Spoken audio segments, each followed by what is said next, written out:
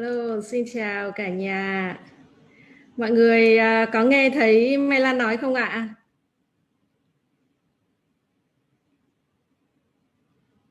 Vâng, xin chào tất cả nhà mình ạ.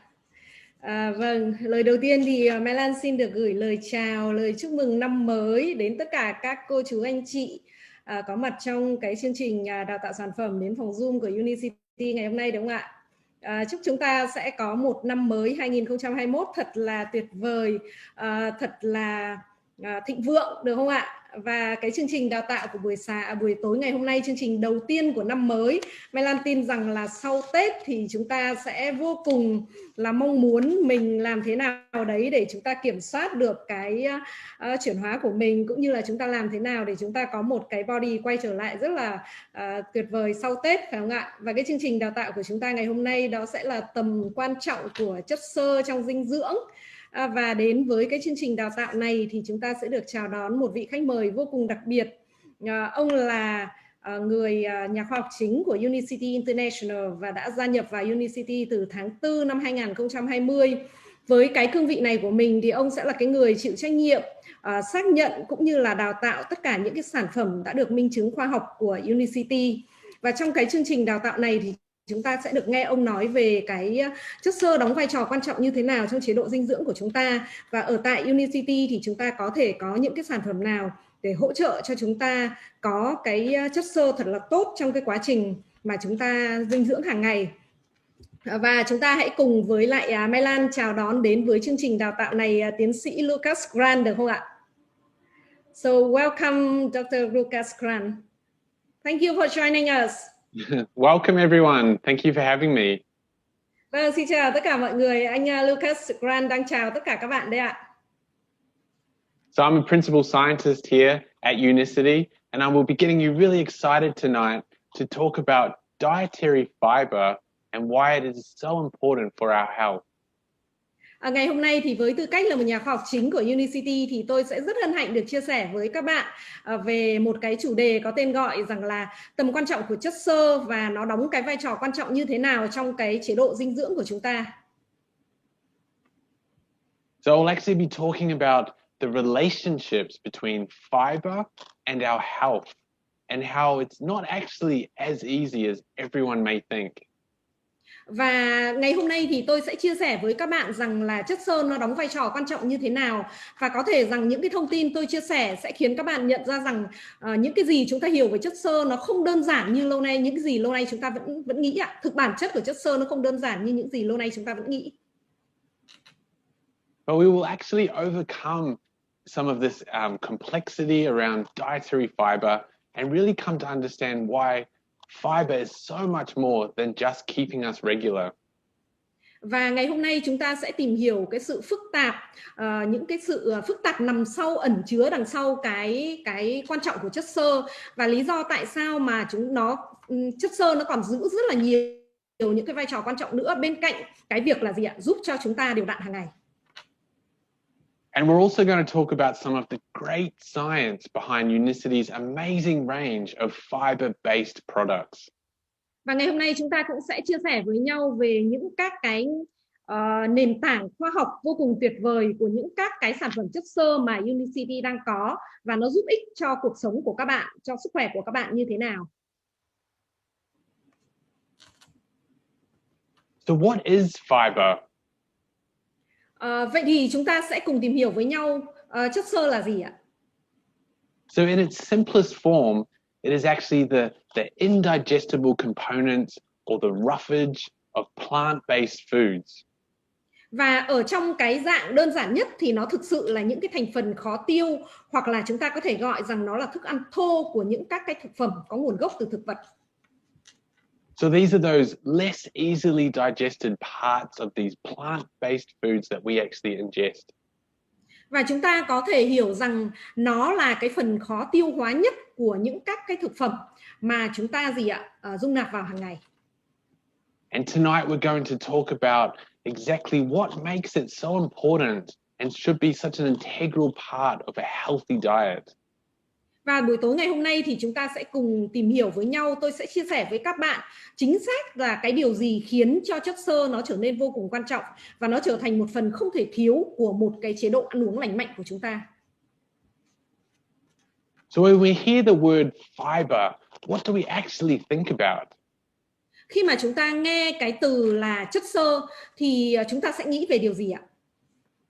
So you probably normally think about bran flakes or cereals that have been heavily marketed to us as good sources of dietary fiber. Có thể rất nhiều người trong số các bạn và hầu hết tất cả chúng ta sẽ khi mà nghe đến cái từ chất xơ thì chúng ta sẽ nghĩ về những các cái mảnh cám vụn này hoặc là ngũ cốc mà từ lâu lắm đã được định vị trên thị trường ở một cái cách vô cùng khủng khiếp rằng là nó sẽ là những cái nguồn cung cấp chất xơ tốt cho chúng ta. And you probably also know that fiber keeps us regular because years ago, these products were all heavily marketed for that constipation relief. And so many of these thoughts about that have really stuck with us over time. Và có thể các bạn cũng biết rằng là cái chất xơ thì giúp cho chúng ta đều đặn hàng ngày, đúng không ạ? Chúng ta đi vệ sinh đều đặn hàng ngày. Bởi vì rất nhiều năm trước đây thì những cái sản phẩm này được quảng cáo để điều trị cho táo bón này, và vì những các cái quảng cáo này cho nên rất nhiều những các cái suy nghĩ đấy vẫn cứ đeo bám tất cả chúng ta trong suốt nhiều năm. And one of the earliest mentions of fiber was actually made by a Greek physician long time ago, many hundreds of years ago. Và một trong những các cái người mà đề cập đến cái chất xơ sớm nhất đấy là một cái bác sĩ vô cùng nổi tiếng người Hy Lạp. Ông đã nói về cái tác dụng của chất xơ hàng trăm năm trước đây rồi. And he actually had this quote of excite the bowels to evacuate. And this quote has described how many of us view fiber until surprisingly very recently. Và ông trong những các cái phát ngôn đầu tiên của ông như vậy thì ông thường nói rằng là cái chất xơ nó là một cái hợp chất mà kích thích ruột để để có thể thải hết tất cả ra. Và cái trích dẫn của cái câu nói này nó có thể mô tả cách mà hầu hết tất cả chúng ta cho đến bây giờ vẫn cứ nghĩ về cái chất xơ. Cho đến gần đây thì khoa học có những các cái phát minh, những các cái nghiên cứu khác về chất xơ. So while keeping us regular is a great benefit for taking fiber, it is not the only benefit of fiber or even the main benefit. Và chúng ta biết rằng là cái việc giữ cho chúng ta đi vệ sinh đều đặn đấy ạ, nó là một trong những các cái lợi ích tuyệt vời của chất xơ, của việc bổ sung chất xơ, đúng không ạ? Nhưng nó không phải là cái lợi ích duy nhất, cũng như là nó không phải là cái lợi ích chính của chất xơ. So some of the important reasons for needing fiber are that first it gives us physical structure to the food that we eat, and it helps it move through our digestive tract. Và một trong những các cái lý do quan trọng đầu tiên của cái việc cần chất xơ ấy ạ, đó là trước hết nó cung cấp những các cái cấu trúc vật chất cho thức ăn và nó có thể thúc đẩy cái quá trình giúp cho thức ăn đi qua cái đường tiêu hóa của chúng ta. So that's important because it helps you feel fuller and it controls that food intake. Và tại sao cái điều này nó lại quan trọng ạ? Bởi vì nó liên quan đến cái cảm giác no và nó còn giúp kiểm soát cái lượng thức ăn của chúng ta nữa. And secondly, it can also help to regulate those digestive processes. So this actually helps the body to control glucose and lipid levels. Và cái điều quan trọng thứ hai, chất xơ thực ra nó cũng còn có một cái tác dụng nữa, đó là điều chỉnh các cái quá trình tiêu hóa, và từ cái việc điều chỉnh đó thì nó giúp cho cơ thể của chúng ta kiểm soát cái nồng độ gluco cũng như là cái lipid. And thirdly, and one of my favorite reasons, is that fiber can act as an energy source for the beneficial bacteria that actually lives in our gut. And we refer to this as the microbiome. Và cái thứ ba, cái lý do thứ ba vô cùng quan trọng, và đây cũng là một cái lý do mà tôi yêu thích nhất, đó là gì ạ? Cái chất xơ nó hoạt động giống như là một cái nguồn năng lượng và nó cung cấp cái năng lượng cho các vi khuẩn sống ở trong cái đường ruột của chúng ta, và những cái hệ vi khuẩn sống trong đường ruột của chúng ta thì chúng ta hay gọi là gì ạ? Hệ vi sinh vật, đúng không ạ? Microbiome. And we've actually consumed plants throughout our history, and they're a very good source of vitamins and minerals that we require. But the dominant macro source that plants actually give us is these carbohydrates, these incredibly complex carbohydrates. Và chúng ta thì biết rằng là trong suốt cái lịch sử của loài người chúng ta thì thực ra chúng ta tiêu thụ rất là nhiều thực vật. Và thực vật nó là cái nguồn cung cấp rất là nhiều vitamin, khoáng chất và những các cái nguồn mà chúng ta cần, đúng không ạ? Thế nhưng thực vật thì lại chiếm ưu thế lớn thực sự của thực vật ấy. Nó lại không phải là những dinh dưỡng mà nó là carbon hydrate, những các cái loại carbon hydrate mà vô cùng là phức tạp ạ. And this carbohydrate content has actually changed the way our bodies really extract nutrients from these plants. And it requires a massive amount of enzymes to break down this plant material. Và chúng ta biết rằng là những các cái lượng carbon hydrate này thì nó thay đổi cái cách cơ thể của chúng ta chiết xuất dinh dưỡng từ thực vật như thế nào. Và nó cũng đòi hỏi một lượng lớn những các cái enzyme ở trong cơ thể của chúng ta để có thể phá vỡ được những các cái loại thực vật này. But we've actually adapted our bodies and we've outsourced this role to our gut microbiome. And it helps us and it's capable of extracting all this energy and producing these vitamins that we need from this really difficult plant material to digest. Và chúng ta cũng biết rằng là chúng ta thực sự đã thích nghi và chúng ta cũng đã tìm được những các cái nguồn hỗ trợ bên trong các cái vai trò này của cái hệ sinh vật ở bên trong đường ruột của chúng ta. Và nó còn có một cái khả năng nữa là gì ạ? Chiết xuất năng lượng và từ đấy sản xuất ra những các cái loại vitamin mà chúng ta cần. Thế nhưng mà nó cũng có một cái nữa, đó là gì ạ? Nó có cái tác dụng là thích nghi nhanh hơn nhiều so với lại cái sự thay đổi của thực vật và môi trường. So in the past, we lived very nomadic hunter-gatherer type lifestyles. And this was before we had agriculture. So this was why our microbiome became so compatible with our body's natural adaptability and helped us to extract these nutrients from the food that we eat. Và trong quá khứ thì chúng ta cũng biết rằng là con người, cha ông của chúng ta, đúng không ạ, sống du mục, sống săn bắt và hái lượm. Và nó tồn tại rất là lâu trước khi bắt đầu một cái nền nông nghiệp ổn định để cung cấp lương thực như cho chúng ta bây giờ. Và vì cái lý do đó cho nên hệ sinh vật của chúng ta nó cũng tương thích với cái khả năng thích ứng tự nhiên của cơ thể. Và cũng từ cái điều đó cho nên là nó tối ưu hóa cái hiệu suất của cơ thể chúng ta.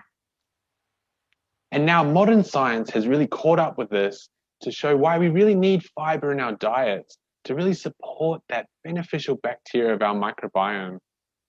Và đối với một cái nền nông nghiệp ổn định, những các cái loại thực phẩm mà chúng ta ăn bây giờ thì đó là cái lý do tại sao mà chúng ta lại vô cùng cần phải bổ sung cái fiber, tức là chất xơ vào trong cái chế độ dinh dưỡng hiện tại của chúng ta. But of course, not all dietary fiber is the same. Và chúng ta biết rằng là không phải tất cả các cái loại chất xơ đều giống nhau, đúng không ạ? The universal definition of fiber is very broad and doesn't fully explain all of the complexities of different types of dietary fiber. Và chúng ta biết rằng là những các cái định nghĩa chung nhất về chất xơ ấy, nó quá rộng lớn và nó quá khó để có thể giải thích một cách đầy đủ về cái sự phức tạp cũng như là những các cái loại tính chất fiber, chất xơ khác nhau trong cái chế độ dinh dưỡng. So in its most basic sense, fiber can be classed as this long chain carbohydrate that is very difficult to digest. Và theo một cái cách cơ bản nhất thì chất xơ có thể được phân loại như thế này ạ. Nó giống như một loại carbon hydrate chuỗi dài và vô cùng khó để có thể tiêu hóa được. So it's like comparing these two vehicles. They're both cars, but they're very different in terms of comfort, quality and speed. Và nếu như các bạn muốn so sánh các loại chất xơ khác nhau ấy thì chúng ta có thể lấy hai cái ví dụ này để làm hai chiếc xe này làm ví dụ điển hình. Nó đều là gì ạ? Đều là xe ô tô, đúng không ạ? Thế nhưng nó vô cùng khác nhau về chất lượng, vô cùng khác nhau về kiểu dáng cũng như là gì ạ? Vô cùng khác nhau về cái tốc độ. So more informative classifications have been added over the years, and possibly you are aware of or have heard of this soluble and insoluble fiber. Và trong suốt nhiều những cái năm qua thì có rất là nhiều những các cái phân loại thông tin khác nhau đã được thêm vào. Và các bạn có thể đã được nghe đến những các cái loại thông tin như là gì ạ? Chất xơ hòa tan và chất xơ không hòa tan. And as you can probably guess by their names, this is actually defined by their ability to dissolve in water. Và các bạn hoàn toàn có thể phân định hai cái loại chất xơ này bằng cái tên của chúng ạ. Chất xơ hòa tan và chất xơ không hòa tan được phân định dựa vào cái khả năng hấp thụ và khả năng giữ nước của chúng. And this ability or inability actually gives them very different properties. Và cái đặc tính của cái việc là có khả năng hấp thụ nước, có khả năng hòa tan hay không hòa tan này, nó sẽ mang đến những các cái sự khác nhau về đặc tính của mỗi một loại chất xơ. So generally, a soluble fiber will actually dissolve in water and help to form a gel-like material. Và có thể nói đơn giản một cách chung chung như thế này ạ. Chất xơ hòa tan thì sẽ hòa tan trong nước và nó sẽ tạo thành một cái loại vật liệu dính như là gel ấy. But an insoluble fiber will actually add bulk to your stool and help it transit through the gut. Thế còn cái loại chất xơ không hòa tan gì ạ? Chất xơ không hòa tan thì nó đóng vai trò giống như một cái loại chất độn để bổ sung vào trong cái phân của chúng ta, và nó giúp cho phân có thể gì ạ? Di chuyển qua cái thành ruột một cách gì ạ? Một cách gọi là smoothly, tức là một cách nó hài hòa được ạ. And this fiber can also help to feed the good bacteria in the microbiome. Và những các cái loại chất xơ này nó cũng có thể là một cái nguồn vô cùng tốt để nuôi dưỡng cái hệ vi sinh thực vật của chúng ta, hệ vi sinh vật của chúng ta. But new scientific research has actually shown that many types of fibers, especially these new fibers that are being discovered, don't actually fit well with these broad terms that we've given fiber. Thế nhưng mà những các cái nghiên cứu mới gần đây thì lại chỉ ra rằng, có rất nhiều nghiên cứu chỉ ra rằng có những các cái loại chất xơ, đặc biệt là các cái chất xơ mới á, thì nó không thực sự là phù hợp hay là không thực sự thuộc về bất kỳ một cái loại chất xơ nào trong hai cái thuật ngữ rộng mà chúng ta vừa mới lại chia sẻ với nhau. So they can have very similar properties. Perhaps they're not fully soluble, and perhaps they're not totally insoluble. Và tại sao lại nói như vậy?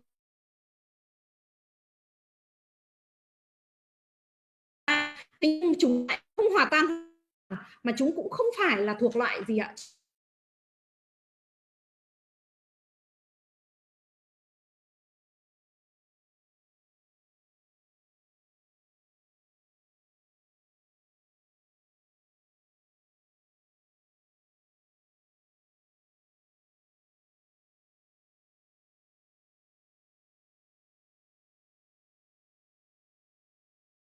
Trong cái chế độ ăn của mình.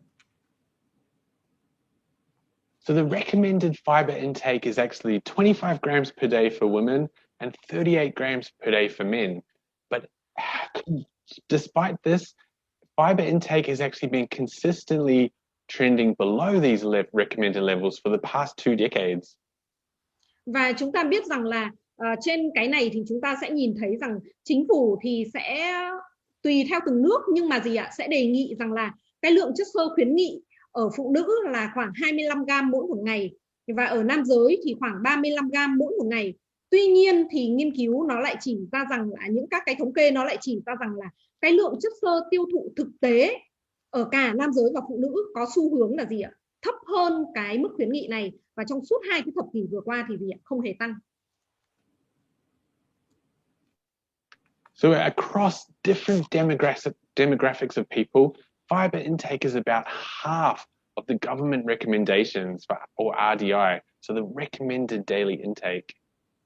Và những các cái thống kê nó cũng chỉ ra rằng là tùy thuộc vào cái vị trí địa lý, vào cái nhân khẩu học khác nhau ở mỗi nơi, nhưng cái lượng chất xơ tiêu thụ vào ở tất cả mọi người, ở tất cả mọi nơi thì nó chỉ khoảng bằng một nửa so với cái khuyến nghị của chính phủ, có tên gọi hay là còn gọi tắt là gì ạ? RDI, tức là gì ạ? Lượng khuyến nghị hàng ngày. Thì tất cả mọi người hầu như đều dùng thấp hơn khoảng một nửa so với cái lượng khuyến nghị đó. So that means these recommendations are proving very unobtainable or very difficult for the average person. Điều đó có nghĩa là gì ạ? Điều đó có nghĩa rằng là những cái khuyến nghị này thường là gì ạ? Không thể đạt được, hoặc là vô cùng khó để có thể đạt được đối với tất cả mọi người. So despite constant health advice, rates have not significantly increased over the past 2 decades. Và mặc dù có rất là nhiều những các cái khuyến nghị, rất là nhiều những các cái thông tin hướng dẫn và đề nghị, thế nhưng mà gì ạ? 2 cái thập kỷ vừa rồi thì cái lượng tiêu thụ chất xơ vẫn không tăng. So all of this research is actually telling us that we need to majorly rethink dietary fiber intake. Và tất cả những cái nghiên cứu này, những các cái thống kê này nó có nghĩa là gì ạ? Nó có nghĩa nó chỉ ra rằng là chúng ta cần phải xem xét lại về cái lượng chất xơ trong cái chế độ ăn mà chúng ta đang ăn hàng ngày. So I believe you should be asking yourself, what are you wanting to achieve from your fiber intake? Và tôi tin rằng là tất cả các bạn sẽ muốn hỏi hỏi tự bản thân mình một cái câu rằng là các bạn muốn đạt được điều gì từ những các cái lượng chất xơ mà các bạn đang dung nạp hàng ngày. So maybe this could be better metabolic flexibility or controlling those insulin levels better, and having these goals in mind will actually help you to choose the right fiber for your health. Và cái đối với từng người khác nhau thì cái câu trả lời nó có thể khác nhau. Có thể một người nào đấy sẽ cho rằng là các bạn sử dụng cái chất xơ, dung nạp cái chất xơ vào để gì ạ? Mong muốn có một cái sự trao đổi chất linh hoạt, hay là các bạn muốn kiểm soát cái lượng insulin của mình ở cái mức tốt hơn. Và khi các bạn có một cái mục tiêu xác định như vậy trong đầu, nó sẽ giúp cho các bạn lựa chọn một cái loại chất xơ mà mình cần nhất cho sức khỏe của mình. And interestingly, when we actually put these government guidelines into action, reaching those daily recommended intakes of 25 grams of fiber for women is actually a very big task. Và các bạn có thể nhìn thấy ở trên cái màn hình này ạ, nếu như chúng ta theo đúng cái khuyến nghị của chính phủ, đúng không ạ? Đó là gì? 25 gram chất xơ cho phụ nữ mỗi một ngày, thì cái việc là gì ạ? Ăn hết 25 gram chất xơ bằng những các cái loại thực vật thì nó là một cái nhiệm vụ có thể nói rằng là vô cùng là khủng khiếp đấy ạ. So I've put together this slide that actually shows how much dietary fiber you would have to consume each day to reach those levels in these commonly grown crops. Và ở trên cái màn hình này thì các bạn sẽ nhìn thấy rằng là với cái lượng 25 gram chất xơ mà chính phủ khuyến nghị thì với mỗi một cái loại hoa quả hoặc là rau thông dụng này chúng ta phải ăn bao nhiêu mới có thể đủ ạ? But with this, it doesn't actually take into account specific benefits of having certain types of fiber. So that when we think about this, the easiest rule to follow is to have a very diverse diet of vegetables and fruit.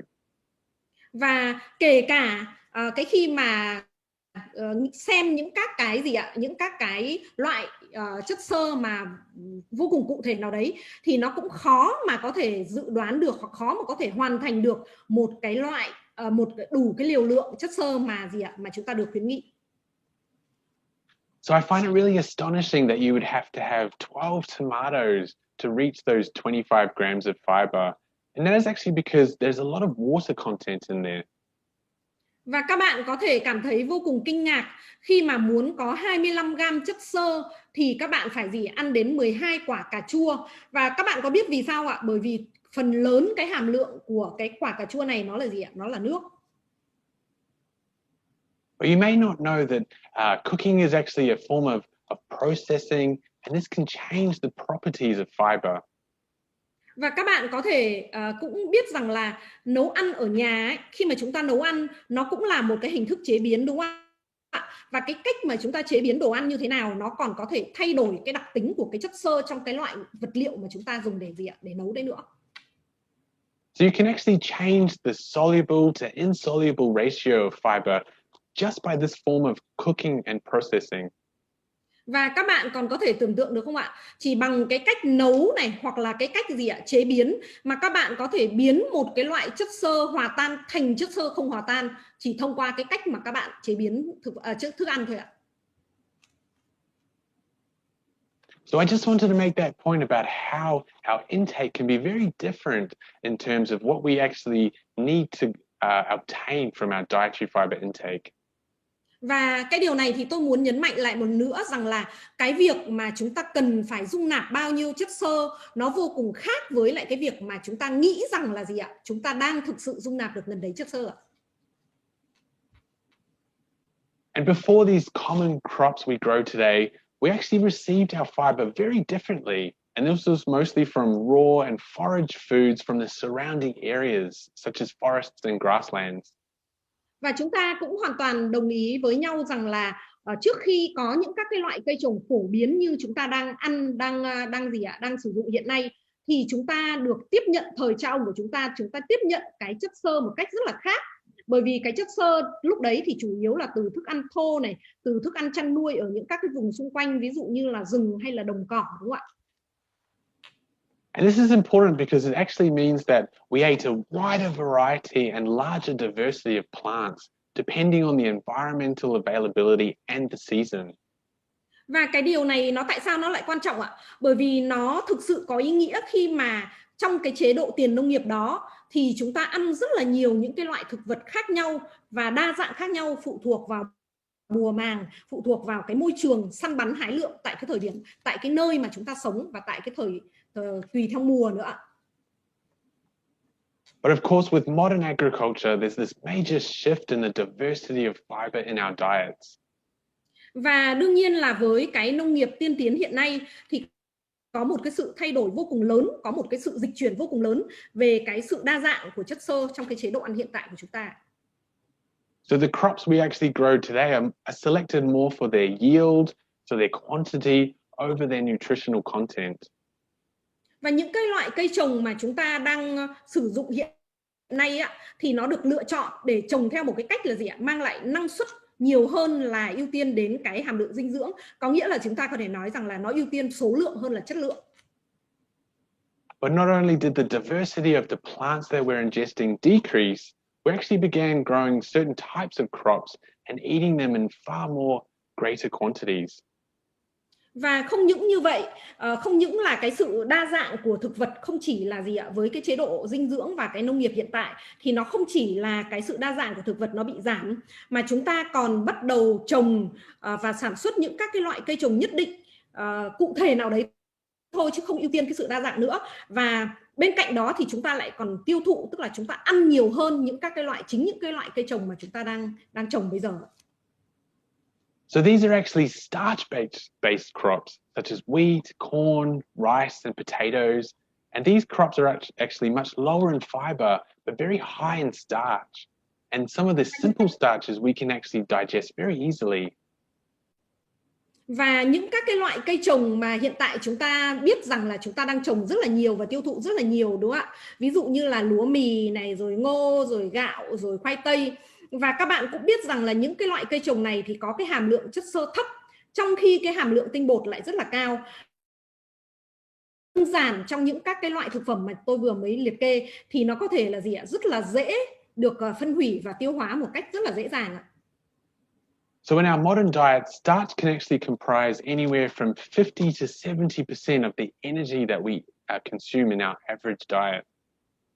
Và chúng ta thấy rằng là với cái chế độ ăn mà chúng ta ăn bây giờ ấy, thì thực tế là chúng ta ăn khoảng 50 đến 70% cái năng lượng mà chúng ta phải gì ạ? Theo cái chế độ ăn trung bình của chúng ta. Có nghĩa là chúng ta ăn nhiều hơn khoảng 50 đến 70% cái chế độ ăn trung bình mà chúng ta cần phải ăn.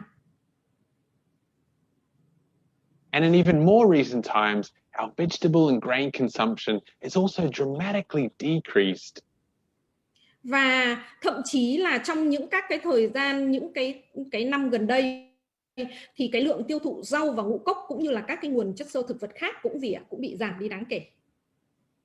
So why is this happening and what is replacing this consumption? Vậy thì cái câu hỏi là tại sao những cái điều này lại xảy ra và cái điều gì nó đang thay thế cái mức tiêu thụ này ạ? So as our dietary fiber intake has actually decreased, our intake of these highly processed, sugary foods have actually steadily taken over as the dominant food source in our modern diets. Và trong cái chế độ ăn uống hiện đại, cái chế độ dinh dưỡng hiện tại của chúng ta thì những các cái loại đồ ăn mà chứa rất là nhiều những cái chất xơ tốt ấy và chất xơ đa dạng thì nó bị giảm đi, mà thay vào đấy là thực phẩm chế biến sẵn nó trở thành một cái nguồn thực phẩm chủ đạo và nó chiếm lĩnh luôn cái việc dung nạp chất xơ theo một cái cách nguyên bản. But the problem is these calorie dense foods have very few nutrients and are often very low in fiber. Và cái vấn đề, cái vấn nạn lớn nhất ở đây đó là gì ạ? Những các cái loại thực phẩm giàu calo này nó vô cùng là gì ạ? Ít dinh dưỡng, nó vô cùng là gì ạ? Có vừa ít chất dinh dưỡng mà lại gì ạ? Ít cả chất xơ nữa. And sometimes, as we as consumers, we might believe that we're eating a wide variety of foods, but when the nutritional value is actually considered, we're actually mostly predominantly eating starches and sugars. Và cái điều đáng lưu ý ở đây là có đôi khi chúng ta nghĩ rằng là với cái chế độ ăn hiện tại của chúng ta nghĩ rằng là gì ạ? Chúng ta đang ăn rất là nhiều những các cái dinh dưỡng tốt, nhưng trên thực tế là gì ạ? Những cái đồ ăn của chúng ta lại không hề có cái hàm lượng dinh dưỡng cao, mà thay vào đấy là chúng ta ăn gì ạ? Ăn nhiều tinh bột và gì ạ? Đường nữa. And we can easily see how modern diets are associated with health risks and disease. And one of the most well-known health diets for research is this Mediterranean diet. Và chúng ta sẽ nhìn thấy một cái mối liên quan vô cùng chặt chẽ giữa cái chế độ dinh dưỡng của chúng ta ăn với lại cái sức khỏe của chúng ta. Và một trong những cái chế độ mà có thể nói rằng là ăn kiêng, một cái chế độ dinh dưỡng tốt nhất đó chính là cái chế độ ăn theo cái chế độ gọi là Địa Trung Hải. So scientists actually regularly use this diet as a comparison against our modern, more Western diet that is higher in these simple carbohydrates and high in sugar. Và những các cái nghiên cứu khoa học hiện tại gần đây thì nó thường xuyên so sánh cái chế độ ăn Địa Trung Hải này với lại cái chế độ ăn của phương Tây. Và một cái chế độ ăn của phương Tây là một cái chế độ ăn mà các bạn biết rằng nó nổi tiếng với cái việc là gì ạ? Hàm lượng carbohydrate cao và gì ạ? Đường cũng nhiều nữa. The interesting thing about using this Mediterranean diet in research is that it's actually very low in highly processed foods, but it's high in these raw fruits and raw vegetables. And this actually has an association with lower dietary health risks. Và cái điều rất là thú vị ở đây đó là gì ạ? Cái chế độ ăn Địa Trung Hải thì những cái nghiên cứu các bạn sẽ thấy rằng là nó ít thực phẩm chế biến sẵn trong cái chế độ ăn Địa Trung Hải này, và thay vào đó thì nó lại là nhiều rau, nhiều những các cái thực phẩm gọi là trái cây sống ấy ạ, tức là ăn tươi luôn. Và cái việc này thì nó liên quan mật thiết đến cái việc là giảm thiểu những các cái rủi ro cho cái sức khỏe của chúng ta, và những các rủi ro mà chúng ta dễ mắc phải khi mà chúng ta ăn những các cái thực phẩm không lành mạnh. And we can talk about now about this range of scientific health benefits that actually can come from increasing the intake of fiber. Và bây giờ thì chúng ta có thể chia sẻ với nhau về những các cái lợi ích vô cùng tuyệt vời, những cái lợi ích sức khỏe vô cùng tuyệt vời từ cái việc là gì ạ? Chúng ta tăng cường cái lượng chất xơ mà chúng ta dung nạp vào. So of course, as I mentioned, and now we all know that fiber can help keep us regular through its gel-forming properties or its ability to add bulk or roughage to your stool. Và giống như lúc nãy tôi đã chia sẻ với các bạn đúng không ạ? Cái tác dụng đầu tiên mà chất xơ mang đến cho chúng ta đó là gì ạ? Nó có thể giúp cho chúng ta đều đặn hàng ngày. Và cái điều mà nó giúp cho chúng ta đều đặn hàng ngày này nó là cái tác dụng, cái đặc tính từ cái việc gì ạ? Có thể tạo ra cái gel đúng không ạ? Và cũng có thể là gì ạ? Một số những cái loại chất xơ thì nó có thể có khả năng tạo thành những các cái chất độn hoặc là thức ăn thô để gì ạ? Giữ cho phân của chúng ta nó vào khuôn. And of course, I also mentioned that fiber can act as a prebiotic, so that indigestible food substance that helps to increase the growth of this beneficial gut bacteria. Và tôi cũng đã chia sẻ với chúng ta rằng là chất xơ nó cũng có thể hoạt động giống như một cái loại prebiotic, tức là gì ạ? Thức ăn cho vi khuẩn đấy ạ.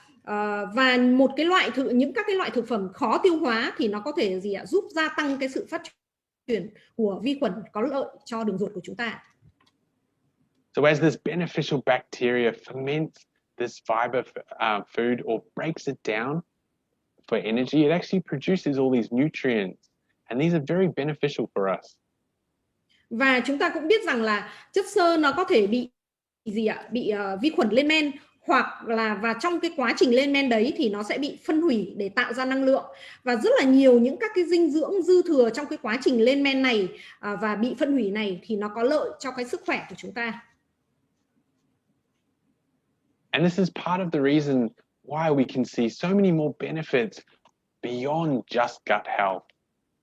Và đây cũng là cái lý do tại sao mà chúng ta thấy có rất là nhiều những các cái lợi ích khác của chất xơ bên ngoài cái lợi ích là gì ạ? Sức khỏe đường ruột.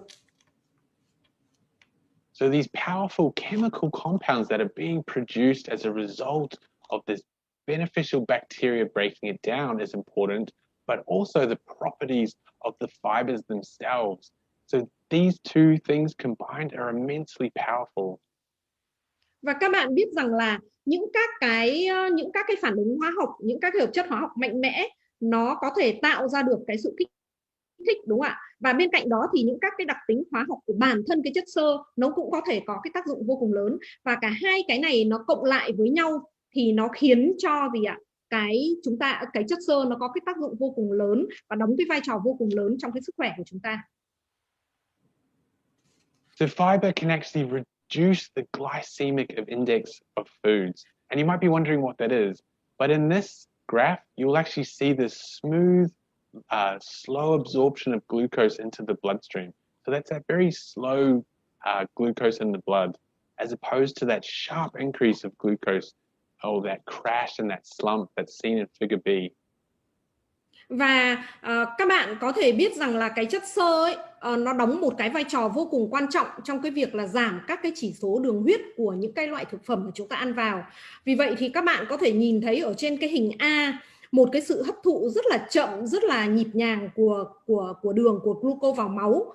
Nó trái ngược với lại cái sự gì ạ? Gia tăng và sau đấy sụt giảm một cách rất là mạnh ở trong cái gì ạ? Ở cái hình B. Và các bạn sẽ nhìn thấy gì ạ? Cái đường biểu đồ của glucose đấy ạ, ở trong hình A và hình B các bạn nhìn thấy không ạ? Nó hoàn toàn nó khác nhau. So there is a difference between A and B because of the release of glucose is far slower in A. And this is due to the complexity and interaction of dietary fibers themselves. Và các bạn nhìn thấy sở dĩ có cái sự khác biệt giữa cái hình A và hình B, đó là dựa vào cái sự giải phóng glucose ở hình A nó chậm hơn nhiều do cái sự phức tạp của cái chất xơ ở trong gì ạ? Trong cái hình A. Và như vậy thì chúng ta có thể thấy rằng là các đặc tính hóa học của cái chất xơ mà chúng ta ăn nó có thể thay đổi cả cái cách glucose trong cơ thể, trong máu của chúng ta được giải phóng nữa. So a specific fiber may actually delay the glucose absorption and decrease those glucose spikes. Và như vậy thì chúng ta có thể nói rằng là một cái loại chất xơ cụ thể nào đấy chậm cái quá trình hấp thụ glucose và nó gì ạ? Làm giảm cái lượng tăng glucose một cách đột biến nữa. So this graph is actually an example of a complex fiber being added to a standard white bread consumption. And when it's added to the bread, the fiber actually lowers this blood glucose curve. Và các bạn nhìn thấy ở trên cái đường biểu đồ này của cái hình này thì đã có một cái loại chất xơ vô cùng đặc biệt, rất là đặc biệt được thêm vào với một cái khẩu phần ăn của bánh mì ạ. Và các bạn sẽ nhìn thấy rằng là với một cái đường biểu đồ của cái khi mà chúng ta ăn bánh mì kèm với lại cái chất xơ đặc biệt đó thì cái đường glucose gì ạ? Nó cũng thay đổi. So there's actually less blood glucose at any given time point compared to the standard white bread or the glucose control. Và chúng ta sẽ nhận thấy rằng là cái đường biểu đồ đường huyết ấy ạ, thì tại bất kỳ một cái thời điểm nào nó cũng thấp hơn so với lại gì ạ? Cái việc là chỉ có ăn mỗi một cái bánh mì mà không có cái loại chất xơ thêm vào. And this improved glycemic control is part of the reason why certain fibers can be so efficient at helping you feel fuller and helping with weight management. Và cái việc kiểm soát cái lượng đường huyết này, cải thiện cái việc kiểm soát đường huyết này, nó là một phần của cái lý do tại sao mà chất xơ nó đóng vai trò vô cùng quan trọng và nó có cái tác dụng vô cùng lớn trong việc giúp chúng ta cảm thấy no và kiểm soát cái cân nặng của chúng ta. So fiber can reduce your food consumption by really reducing those feelings of hunger. Và vậy thì chất xơ nó có thể giảm cái mức tiêu thụ đồ ăn của chúng ta chỉ đơn giản bằng cái cách là gì ạ? Nó giúp cho chúng ta có cảm giác no. And fiber can also improve the cholesterol ratios, especially that lowering that LDL cholesterol, all that bad cholesterol we hear so much about. Và cái chất xơ mà những cái chất xơ mà chúng ta ăn ấy ạ, thì nó cũng có thể có một cái tác dụng đấy là cải thiện cái tỷ lệ cholesterol, đặc biệt là gì ạ? Giảm cái LDL cholesterol, tức là gì ạ? Chúng ta được biết rằng đó là cái cholesterol xấu. And fiber in our diet can actually help to support lowering these two sources of cholesterol in our body. So it can actually come from our diet, or we can produce it in our bodies.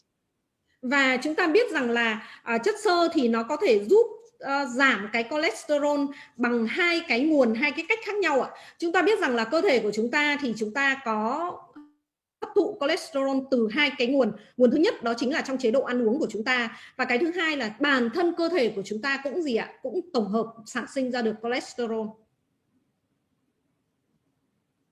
So certain dietary fibers can actually play a role in both of these sources of cholesterol and helping to reduce them. So helping to reduce their absorption from your diet and helping to reduce the cholesterol being synthesized in your own body.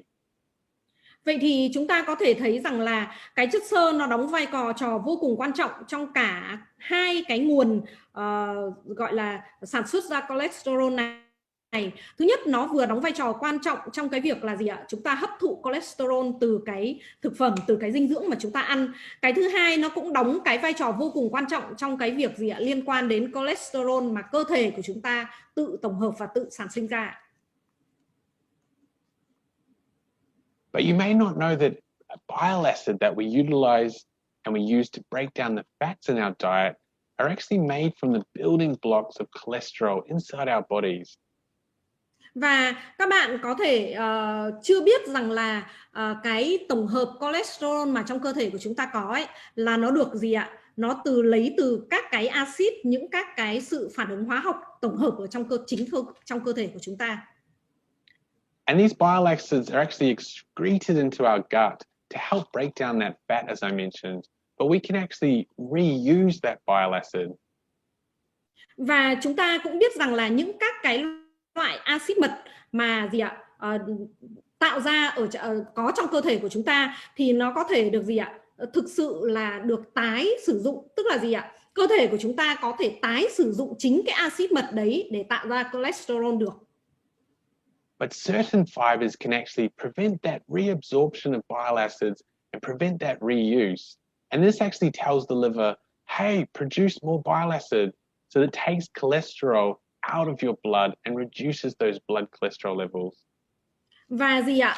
Và với một cái chất xơ đúng bổ sung vào trong cái chế độ ăn, cái chế độ dinh dưỡng của chúng ta thì nó có thể thay đổi được cả cái việc là gì ạ?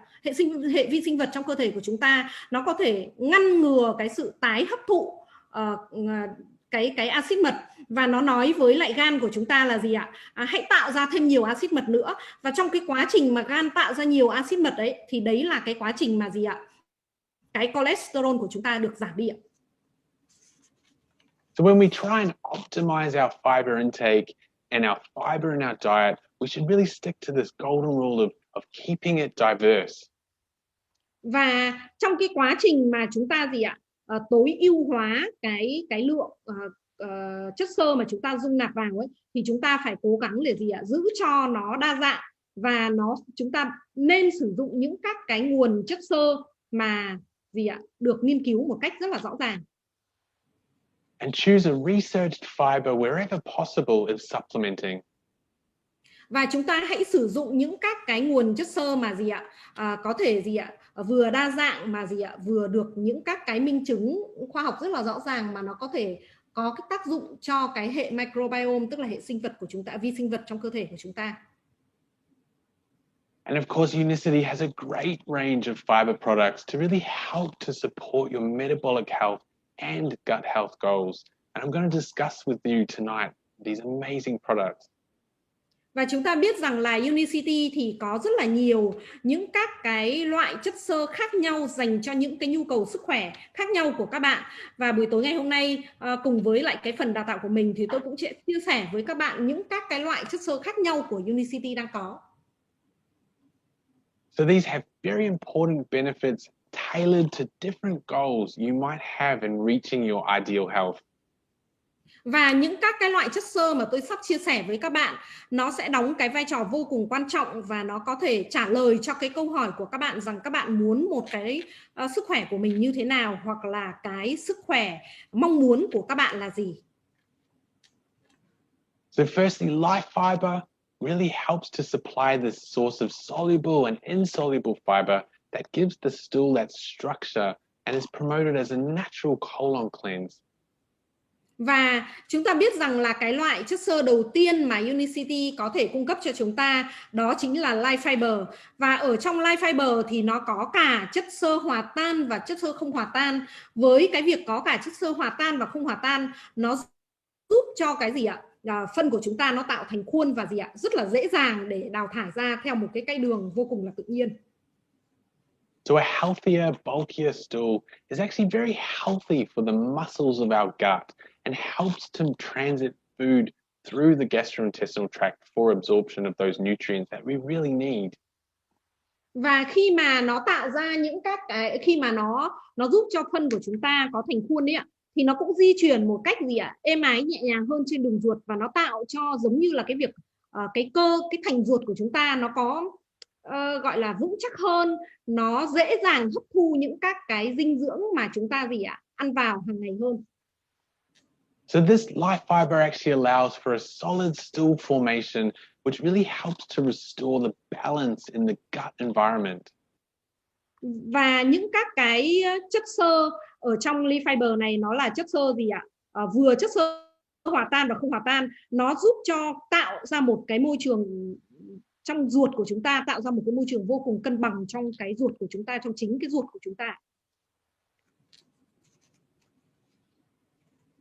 So life fiber is almost like giving the gut a clean slate and helps to repair and stabilize that environment and makes it the perfect start for your microbiome health or that beneficial bacteria that resides there.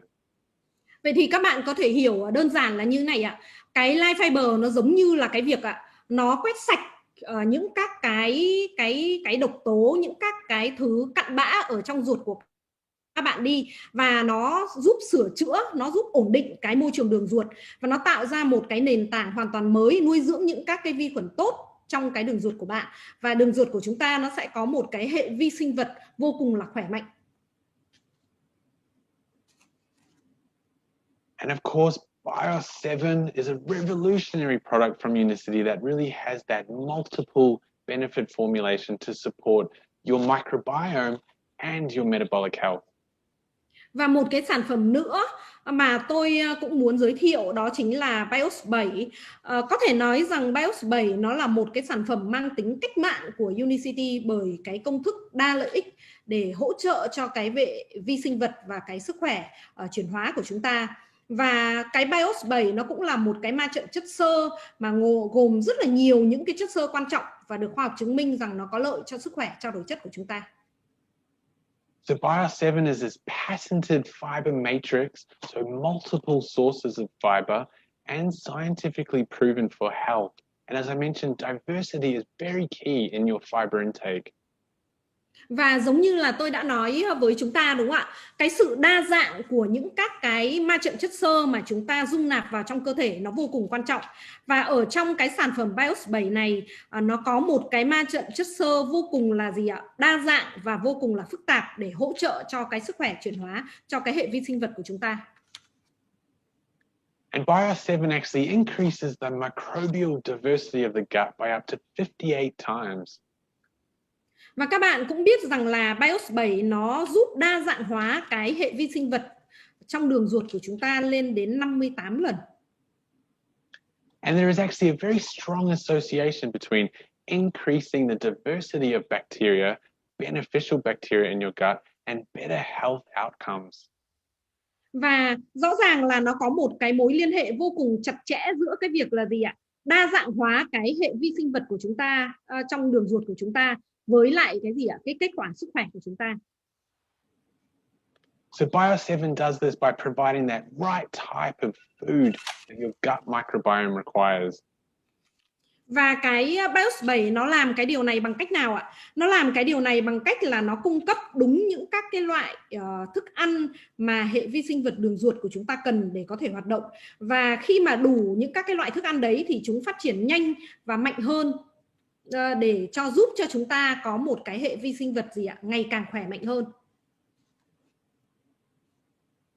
And another major factor in separating performance fiber products is actually its ability to reduce fasting blood glucose. Và một trong những các cái yếu tố nữa mà giúp cho cái sản phẩm BIOS 7 này nó có cái tác dụng, đó chính là nó có cái tác dụng trong cái việc là tách những các cái sản phẩm chất xơ ra khỏi cái việc là gì ạ? Tức là nó nói một cách cụ thể hơn là nó giúp làm giảm cái lượng đường huyết lúc đói của chúng ta. Khi mà chúng ta sử dụng BIOS 7, chất xơ trong BIOS 7 thì nó sẽ giúp làm giảm cái đường huyết lúc đói. And this study on BIOS 7 actually showed that it can significantly reduce blood glucose levels and these markers for excessive glucose in the body. Và những các cái ma chất xơ ở trong BIOS 7, những các cái nghiên cứu thì nó cho thấy rằng là nó có thể giảm đáng kể cái mức đường huyết lúc đói và giảm cái dấu hiệu cho thấy là đường huyết dư thừa trong cơ thể. Cụ thể ở đây nó là cái HbA1c ấy ạ, cái chỉ số HbA1c ấy ạ. But BIOS 7 not only contains fiber, but it also contains polyphenols. And these are actually plant nutrients that have been shown to be very beneficial to our microbiome health.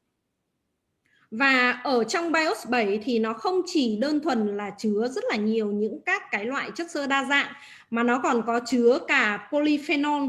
Và các bạn biết rằng là polyphenol nó là một loại chất dinh dưỡng thực vật được chứng minh rằng vô cùng có lợi cho sức khỏe của hệ vi sinh vật, sức khỏe trao đổi chất, và thậm chí là gì ạ? Nó hỗ trợ cho cái hệ miễn dịch của chúng ta nữa. But these nutrients are also very beneficial to our metabolic health and even help to support our immune systems. Và giống như là tôi đã nói gì ạ? Cái sức khỏe trao đổi chất rồi là gì ạ? Sức khỏe của hệ miễn dịch của chúng ta cũng được nâng cao. And BIOS 7 actually contains 4 sources of these powerful polyphenols. Và ở trong cái BIOS 7 thì nó chứa rất là nhiều những các cái nguồn polyphenol. So having multiple diverse sources of polyphenols actually increases the benefits compared to a single source. Và chúng ta biết rằng là trong cái việc là gia tăng những các cái nguồn polyphenol này thì nó cũng có những các cái đặc tính vô cùng là lợi ích. And they can have antimicrobial, reduce the burden of potentially bad bacteria while helping to promote the growth of that friendly beneficial bacteria. Và một trong những cái đặc tính là gì ạ? Nó có cái đặc tính là chống khuẩn, tức là gì ạ? Nó làm giảm đi những các cái vi khuẩn xấu và làm tăng cái sự phát triển của những các cái loại vi khuẩn thân thiện, vi khuẩn tốt ở trong cơ thể, trong cái hệ đường ruột của chúng ta. And this is actually coupled with added vitamins and minerals to really help to boost your cellular function and your immune health. Và cùng với lại những các cái thành phần mà tôi vừa mới nói thì BIOS 7 nó có chứa rất là nhiều những các cái vitamin và khoáng chất nữa để bổ sung cho cái hệ miễn dịch và những các cái chức năng tế bào của chúng ta. So BIOS 7 really helps to maintain a really good gut environment and help to boost your microbiome. Và như vậy chúng ta có thể thấy rằng là BIOS 7 nó giúp duy trì cái sức khỏe đường ruột cũng như là gì ạ? Thúc đẩy một cái sức khỏe của hệ vi sinh vật. And of course I mentioned that dietary fiber can have other properties as well. And BIOS Life C is actually a natural supplement that can help to support healthy cholesterol levels. Và giống như là tôi đã chia sẻ với chúng ta lúc ban đầu, những các cái chất xơ khác nhau thì nó có những các cái đặc tính khác nhau, và một cái sản phẩm mà tôi muốn chia sẻ thêm đó chính là những các cái man trận chất xơ trong sản phẩm BIOS Life C. Now, BIOS Life C actually promotes healthy cholesterol levels by blocking that reabsorption of cholesterol in your gastrointestinal tract.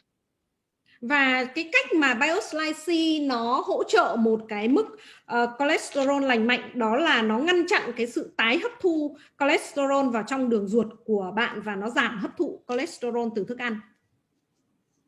So this particular product, BioSlife C, can actually form a gel in your intestinal tract and trap cholesterol that is in the foods that you're ingesting.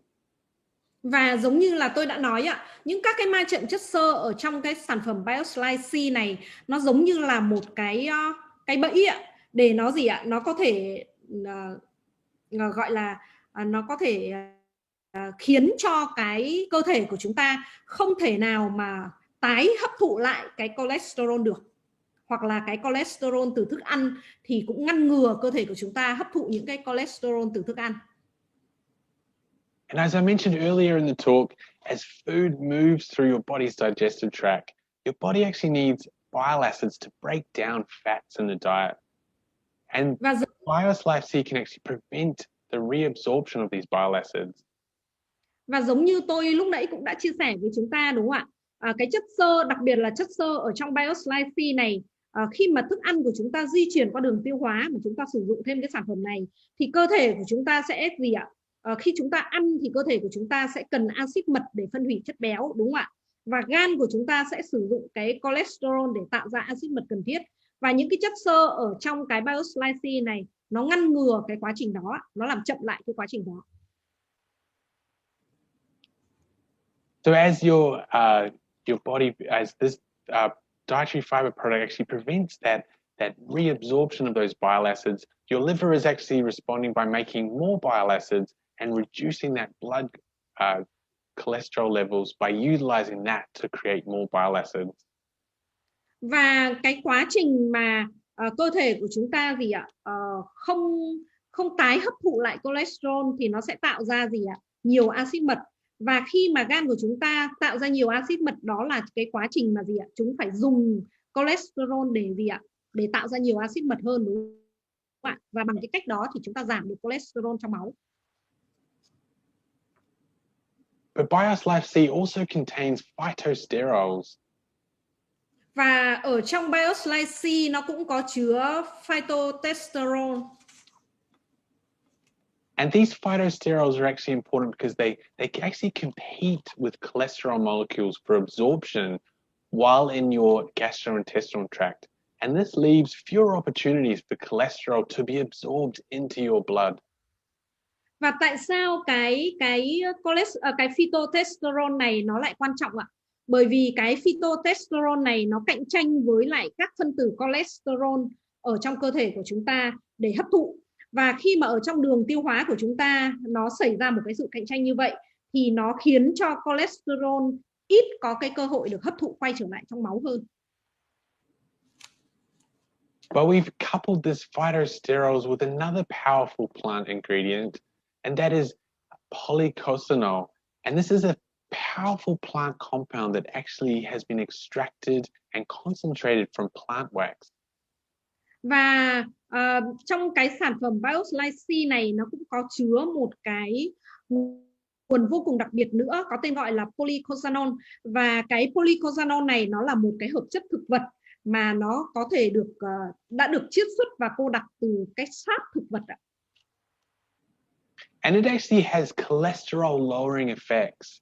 And the reason that it has the ability to assist with this is that it decreases production of cholesterol in the liver. Và cái hợp chất này ấy, nó có tác dụng làm giảm cholesterol. Và nó giảm bằng cái cách nào ạ? Nó giảm là vì nó làm giảm đi cái quá trình sản xuất cholesterol ở trong gan. So remember I mentioned that there are two sources of cholesterol. We can get it from the food that we eat in our diet, or our liver can create cholesterol. Và lúc nãy thì tôi đã chia sẻ với các bạn, đúng không ạ? Cơ thể của chúng ta sản sinh ra cholesterol từ hai nguồn. Cái nguồn thứ nhất là nó dung nạp từ đồ ăn. Cái nguồn thứ hai là gì ạ? Chính cơ thể của chúng ta cũng gì ạ? Sản sinh ra cholesterol. And this is what makes BioSlife C so great, that it helps to support both of these sources of cholesterol. Và cái điều khiến cho cái sản phẩm BioSlice C này trở thành một cái sản phẩm vô cùng tuyệt vời, đó là nó có tác dụng với cả hai cái quá trình tổng hợp cholesterol đó. And it can also assist with better outcomes of the LDL to HDL cholesterol ratio. And this ratio is actually very important for maintaining healthy lipids in the blood. So it's not just about reducing bad cholesterol, it's about having healthy ratios. Và chúng ta cũng biết rằng là cái quá trình này nó hỗ trợ cái gì ạ? Cái tỷ lệ, cân bằng cái tỷ lệ của LDL, tức là cholesterol xấu, và HDL cholesterol tốt, đúng không ạ? Và cái tỷ lệ giữa LDL và HDL cholesterol thì mà được cân bằng ấy thì nó vô cùng quan trọng, bởi vì nó không chỉ là tạo ra một cái lipid máu tốt, mà nó còn tạo ra một cái gì ạ? Nó không chỉ đơn thuần nó là cái tỷ lệ cholesterol, mà nó còn là ẩn chứa một cái sức khỏe cholesterol, tức là cái cholesterol trong cơ thể của chúng ta ở cái mức lành mạnh ạ. And another great product for metabolic health is BioSlife Slim. Một cái sản phẩm nữa tốt cho cái hệ sức khỏe chuyển hóa của chúng ta, đó chính là BioSlife Slim. So BioSlife Slim actually helps your body to regulate the amount of fat stored by reducing those glycemic index of foods that you eat. Và cái cách mà BioSlife Slim nó giúp cho cơ thể của chúng ta điều chỉnh cái chất béo dự trữ, đó chính là nó giảm cái chỉ số đường huyết trong những các cái loại thực phẩm mà chúng ta ăn vào. And I like to call it this revolutionary fat burning product with these natural proprietary ingredients that really help to support weight management. Và tôi phải nói rằng đây thực sự là một cái sản phẩm đốt mỡ mang tính cách mạng ạ. Bởi vì sao ạ? Bởi vì nó thực sự là một cái sản phẩm mà có chứa những các cái thành phần độc quyền hoàn toàn chiết xuất từ tự nhiên ạ. Và nó hỗ trợ rất nhiều cho cái việc là giảm cân và cân bằng trọng lượng cơ thể. So as I mentioned, the glycemic index is how much your blood glucose will rise after you ingest a meal. Và lúc nãy thì chúng ta đã nói với nhau về cái khái niệm của chỉ số đường huyết, đúng không ạ? Glycemic index. Cái chỉ số này nó chỉ ra cái lượng đường huyết trong máu của chúng ta tăng như thế nào sau một cái bữa ăn. So when it spikes too quickly, all that insulin is released to cope with all this excessive glucose in our blood. And this actually makes us feel sluggish and underperforming. Và khi mà cái đường huyết này nó tăng vọt quá nhanh ấy, thì đó là khi mà insulin nó tiết ra để đối phó với một cái lượng đường nó quá nhiều ở trong cơ thể của chúng ta, đúng không ạ? Và khi cái trạng thái đó nó diễn ra thì khiến cho chúng ta bị cảm thấy uể oải, chúng ta mệt mỏi và chúng ta kém hiệu quả. And all that excess glucose that we can't use that fast is actually put into storage, and this is why we gain weight. Và khi những các cái lượng đường dư thừa mà chúng ta không thể sử dụng hết được ấy ạ, thì nó sẽ trở thành một cái loại chất gọi là tích trữ ở đấy trong cơ thể của chúng ta, và đó là lý do tại sao mà chúng ta tăng cân. Do you want this smooth and steady gradual rise of blood sugar that tapers off, seen here in the black line? Và chúng ta sẽ mong muốn một cái đường gì ạ? Một cái đường biểu đồ đường huyết của chúng ta không thể nào gọi là tăng xong lại giảm một cái cách đột ngột như vậy, mà chúng ta sẽ muốn một cái đường giống như là đường màu đen này ạ, tức là nó cứ dần dần từ từ thôi. So how can you get enough fiber? Vậy thì cái câu hỏi rằng là làm thế nào để các bạn có thể có đủ chất xơ? So answering this question can actually be very difficult for many people, since the government guidelines of 25 to 38 grams of fiber can actually be very high. Và cái trả lời cái câu hỏi này nó sẽ là một cái điều quá khó đối với rất là nhiều người.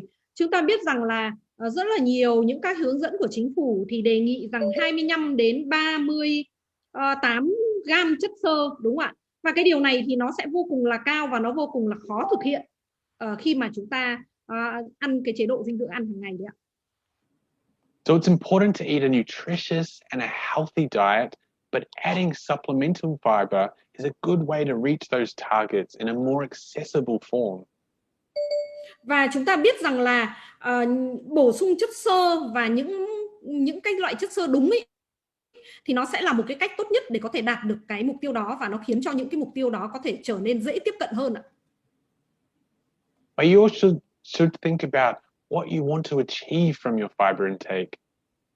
Thế nhưng mà bạn cũng nên nghĩ về cái việc rằng là bạn sẽ muốn đạt được một cái mục tiêu gì từ những các cái lượng chất xơ mà các bạn ăn hàng ngày. So these guidelines of fiber intake are very broad, but fiber can also be part of your weight management, cholesterol, and glucose management goals.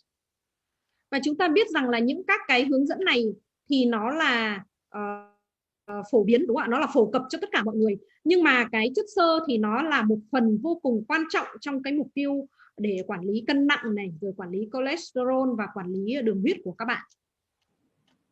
So you should be thinking about the fiber intake in conjunction with your overall health goals. Vậy thì các bạn sẽ nên nghĩ đến cái việc rằng là cái lượng chất xơ của các bạn ăn nó nên liên quan như thế nào đến với cái mục tiêu sức khỏe tổng thể mà các bạn mong muốn. And Unicity actually makes your choices very easy, whether you're looking for a fiber that can help to cleanse your gut and improve regularity, or help to maintain healthy glucose levels.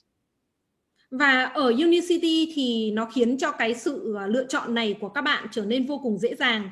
Cho dù mục tiêu của các bạn là mong muốn lựa chọn một cái loại chất xơ mà giúp cho các bạn có thể đi ngoài đều đặn mỗi một ngày, hay là để làm sạch cái hệ tiêu hóa của các bạn, hay là gì ạ, để hỗ trợ cho cái cholesterol của các bạn, or giving added support to your gut microbiome, or helping manage those healthy cholesterols, or even the goal is weight management, Unicity has you covered. Và cho dù là các bạn giống như hai cái mục đích tôi vừa nói, hay là các bạn lại mong muốn rằng là nuôi dưỡng một cái hệ vi sinh vật khỏe mạnh trong cơ thể của mình, hay là các bạn muốn vừa kiểm soát cholesterol, xong rồi các bạn lại cũng vẫn muốn là gì ạ, cái kiểm soát cái trọng lượng của các bạn, tức là gì ạ, cân bằng trọng lượng của các bạn, thì cho dù cái mục tiêu của các bạn là gì, Unicity cũng có thể khiến cho cái mục tiêu của các bạn, mục tiêu đó của các bạn trở nên dễ dàng hơn rất là nhiều. So thank you for listening tonight, and I hope I have really shown how and why, of course, fiber is so important for you and Unicity's impressive lineup to keep you supported. Và tôi mong muốn rằng những các cái kiến thức mà ngày hôm nay tôi chia sẻ với các bạn có thể giúp cho các bạn định hình được cái tầm quan trọng của chất xơ, cũng như là những cái sản phẩm nào của Unicity có thể hỗ trợ cho các bạn trong cái quá trình các bạn tìm một cái loại chất xơ mà mình mong muốn để hỗ trợ cho sức khỏe của mình. Thank you so much for having me. Và xin cảm ơn tất cả các bạn đã mời tôi tham dự cái chương trình này cùng với chúng ta. Thank you very much. We hope to see you again very soon. Thank you. Vâng, xin cảm ơn tất cả các bạn. Các bạn có thấy cái chương trình đào tạo của chúng ta buổi tối ngày hôm nay thế nào không ạ? Có tuyệt vời không ạ?